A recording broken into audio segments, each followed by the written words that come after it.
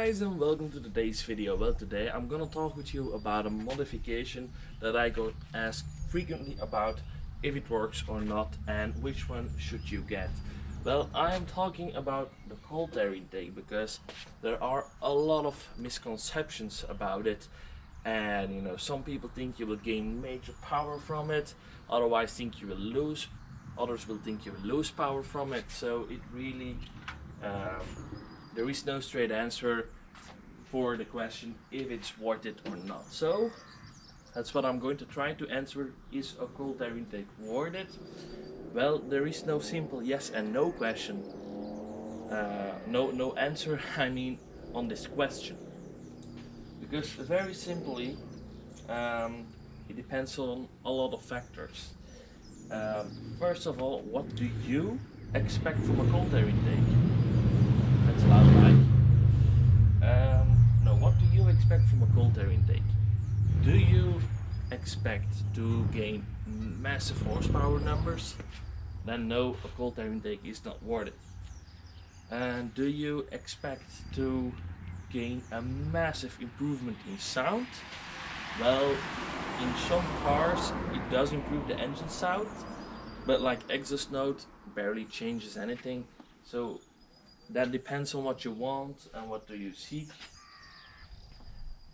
But if you're like, I just want a little bit of extra horsepower, I'm happy with any horse I can pick up along the way, and I just want a little bit more cool sound, and I want to fresh up my engine bay a little bit, then yeah, a cold air intake is absolutely worth it. And that's exactly why I took one, because the sound improved on the intake sound improved a lot, and it was just a fun little modification. But the question is, do you gain horsepower numbers without tuning your car with the cold air intake? Well, yes and no. I have seen cars that gain horsepower just with the cold air intake and without the tune. I have seen those cars. Like I've seen dyno videos or from a BMW M4, which just with a cold air intake gained 10 to 15 horsepower. I've seen other cars on a dyno gaining up to 20, even 30 horsepower. So yeah, it does improve horsepower numbers on some cars, but on this one we actually found the same thing out, because I got this car tuned when it had a muffler delete and a cold air intake, and they first did a dyno run when the car was not tuned yet. So actually I was really thinking like, what numbers are we getting? And well, we gained a little bit of horsepower, but not that much. So originally the car has 102 horsepower and 180 Newton meters feet of torque, and with only the cold air intake I had 102.5 horsepower, and I was even a little bit down on torque. I had 179.1. So we gained 0.5 horsepower and we lost 0.9 feet of torque. So did it change anything? No, I didn't feel anything either. And then after stage 1 remap, I had like 2 horsepower more than what they claimed they would get out of a map, and I had like 10 feet of torque more. So basically, did it do anything? I don't think it did a lot. Did I lose power? No. And I gained a cool intake sound, and this also freshens up the look of my engine bay. So if you really want to have horsepower gain only, then this mod is absolutely not worth it. If you just want cooler sound and engine bay, then yeah, it's worth it, because the cold air intake really makes a cool suction noise. But then not all cars are the same. Like I said, some cars I even see the air intakes sitting like here next to the turbo with no air intake at all. No airflow, and then yeah, then you only suck in hot air, and when you do that you will lose power, because your engine, if you have a cold air intake like sitting here when there is absolutely no airflow next to the freaking hot turbo, then yeah, then you will lose power, because that's a stupid place. This one is sitting right here There's a heat shield from the engine and the turbo, and the original air intake thing will just work on this car exactly as it did on the original one. So I will not lose any power with this system. So you have to look up for your car, does it do anything, yes or no? Are you planning on tuning your car, yes or no? And then the big question is, what intake should you get? Because for some cars there are really a lot of intakes available, and the problem is a little bit which one should you get, because the price actually differs a lot. And is the most expensive one the best one automatically? No. Is the cheapest one the worst one? No, not really either.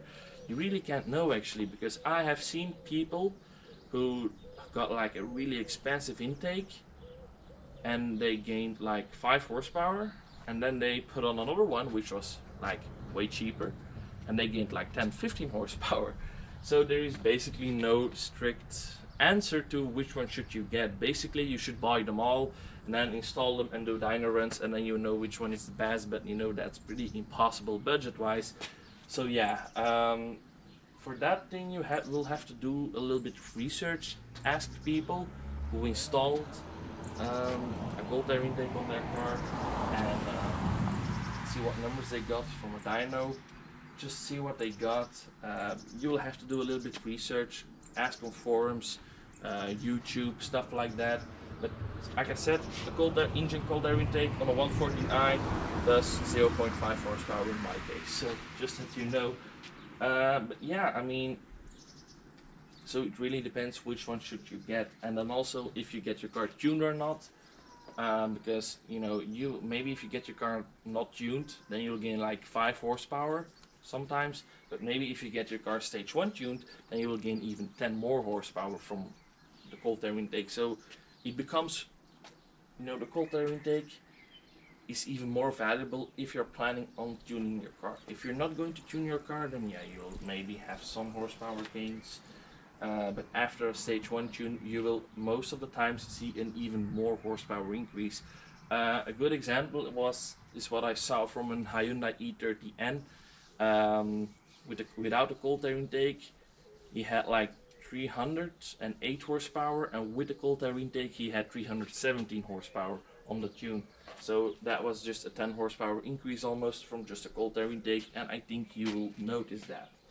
So like I said, I mean, I didn't gain a lot of extra power because I have seen 114i's map higher as this one without the cold air intake. So I mean, it's at the end of the day it's a little gamble. I mean, does it work for my car? I don't know. Which one should you get? I don't know either. So it's like you have to do. Isa, Dikzak. Ja, jongen. Yeah, so I got interrupted by a friend who was passing. So yeah, what was I saying again? So really you have to do a little bit of research. If a cold air intake works for your car, which one should you get, and what numbers am I looking at? So it's not true that all cold air intakes will gain your power. It's not true that all cold air intakes will lose power, but it all depends on which car do you have, which one are you getting, and are you getting your car mapped or not. So at the end of the day, that's the things you will have to look after, because like I said, for me it's even it's like a break-even point. I didn't gain horsepower, I did not lose power, I just had a cool suction noise. But on some cars, like I said, the BMW M4 with an intake without a tune, I've seen gaining 10-15 horsepower. Some other cars, like bigger horsepower number cars, tend to gain more horsepower from a cold air intake because they get more air in than smaller engines.